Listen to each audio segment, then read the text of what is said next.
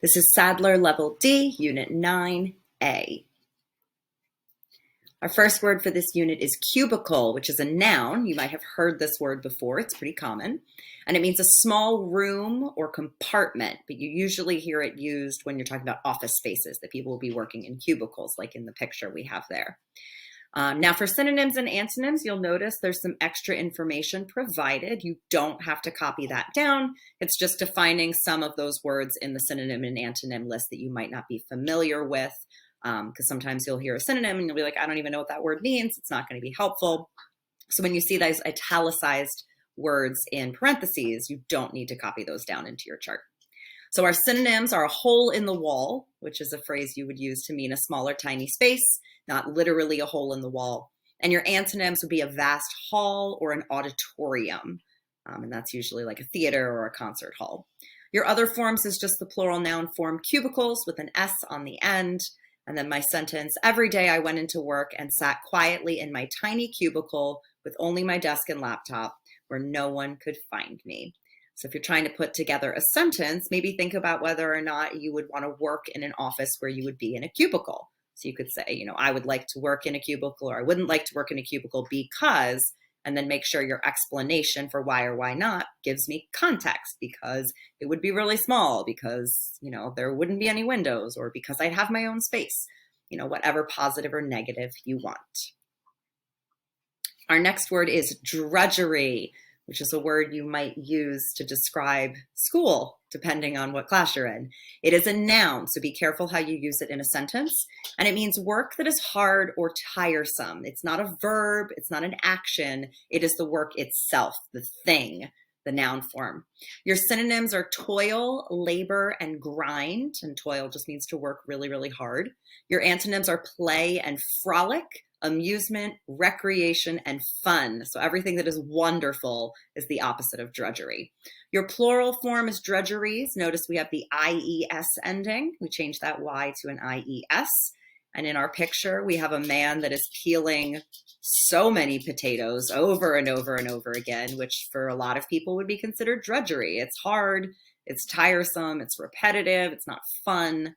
And then your sentence, travel can be a great break from the difficult drudgery of work, school, and real life. Now, if you're trying to write a sentence using drudgery, you might say, I don't enjoy the drudgery of school because, and then tell me what it is about school that feels so hard or tiresome. Is it diagramming sentences? Is it copying down your vocab words into your vocab chart? Is it math or science or any other class? So give me that really good context in your sentence. Our next word is escalate. You might be familiar with this word, or you might be thinking that sounds like escalator. There is a similar root there, even though they are not the same thing. Escalate is a verb, and it means to elevate, hence the idea of an escalator, it goes up, or to increase in intensity. So something can literally escalate. You might see it used in a lot of different ways. Your synonyms are raise, ascend, or mount. And ascend just means to go up or climb something. So that's sort of that literal physical version of escalate. Your antonyms are decrease, lessen, descend, or diffuse. And diffuse means you're kind of reducing the danger of something. So you're bringing things down instead of things getting bigger or more intense. Your other forms, escalatory is an adjective form, not super common. Escalation is the noun form, that is super common. And then you have your other verb forms, escalating, escalated, and escalates.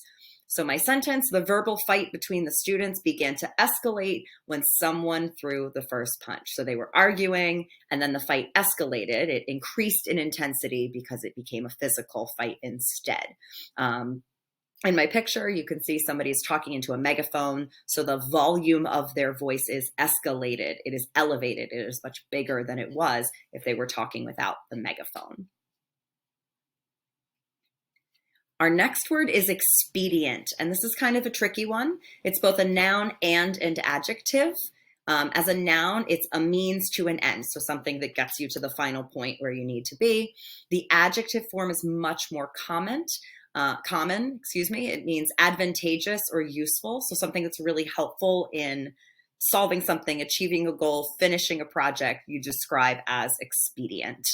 Your synonyms for the noun form are contrivance, which is kind of a weird word. It means the use of skill to bring something about or to create something. And then device. So again, my Swiss Army knife in the picture is a really expedient tool. It's really advantageous. It's really useful. But you could call that in general, it is an expedient. But again, the adjective form, much more common. Your adjective synonym is serviceable. Your antonyms are only for the adjective form: inconvenient, untimely, and disadvantageous or unfavorable. Expediently is your adverb form. And again, I have that Swiss Army knife there because it's a really expedient tool. It's got all the different things you might need on it in one very compact sort of thing you can carry around with you: scissors, pliers, a knife, a file, a corkscrew, a screwdriver, all sorts of tools. And then my sentence: either party could break the contract if it were expedient to do so, but they couldn't come to an agreement. So if it was going to be useful for them to break this contract, they could have, but they couldn't agree on anything. So nothing really ever came from that. Our next word is grievous, which is an adjective, and it means causing sorrow or pain or serious. Now, when you use it as an adjective to mean serious, you really wouldn't describe someone's personality as grievous. You would use it to talk about how serious something was. It was a grievous injury is a phrase you hear really, really often, hence why I use that picture of somebody in a full body cast. It can be used in other ways as well. So your synonyms are painful, heart-rending, and onerous. And onerous means something that's involving an amount of effort or difficulty. It's really burdensome. It causes a lot of, pain. Or flagrant. And your antonyms are joyful, uplifting, cheery, upbeat, and comforting. So all things that are good and positive. Your other forms: grievously is your adverb form and grievousness is your noun form, but you usually only hear the adjective or the adverb form of it. Now again, grievously injured or a grievous injury is the most common way you'll hear this word used. I tried to use it in a slightly different way in my sentence so you can see kind of the other options you have for it.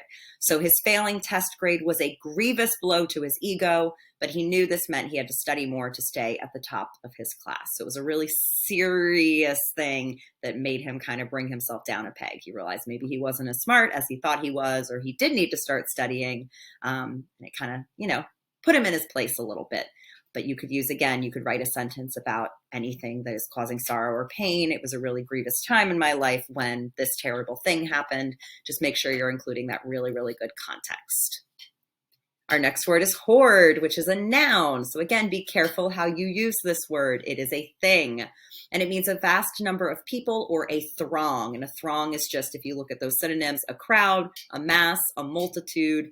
Host, meaning a lot of something, not host, meaning you're running a party or an event, and swarm. And your antonyms are few or handful, just a little amount. Your other form, you have your plural form, hordes. We just drop an S on the end of that because it already ends in E. Now, horde is normally used to refer to people, but it doesn't have to be. You could have a horde of animals if you really wanted to. Again, just not super common. In our picture, we have a horde getting ready to go into battle. You can see their shields, their swords, their helmets. And then my sentence might be something you're familiar with. Hordes of people gathered at the mall on Black Friday, pushing and shoving each other in order to get big savings on the electronics. So for your sentence, you might think of situations where you would see a really, really large group of people, maybe at school, maybe elsewhere, and you could talk about the horde and whatever they're doing or whyever they're there, whatever the reason is. Just again, make sure you provide really good context so that you would know, a horde is a very large group of these people. So you don't mistake it just for a small group of people.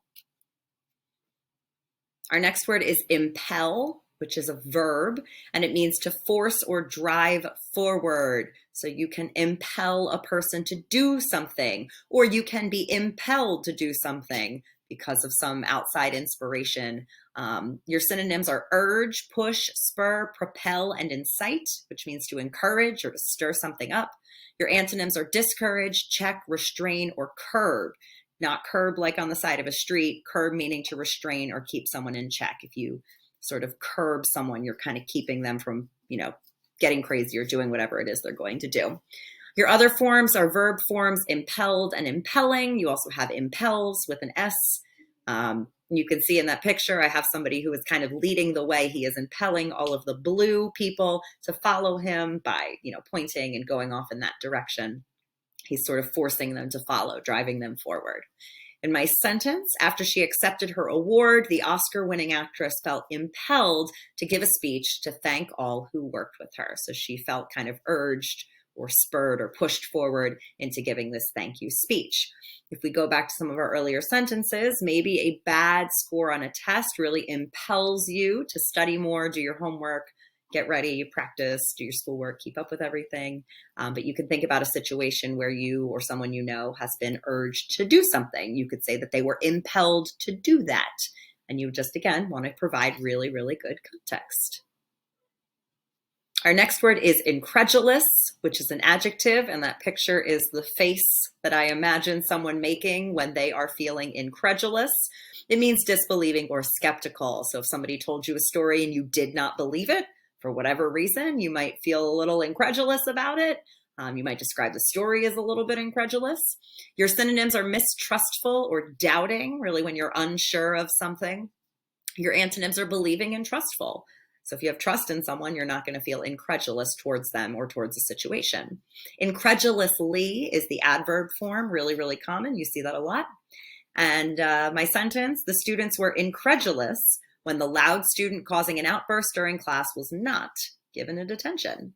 So you might not believe that if you heard a student yelling or screaming or throwing things in the room, that they didn't get in trouble for that. Our next word is prognosis. So again, be careful with this one. It is a noun, and it's a forecast of the probable cause and outcome of a disease or situation. There is a typo on that slide, so this will separate those who watch the video from those who don't.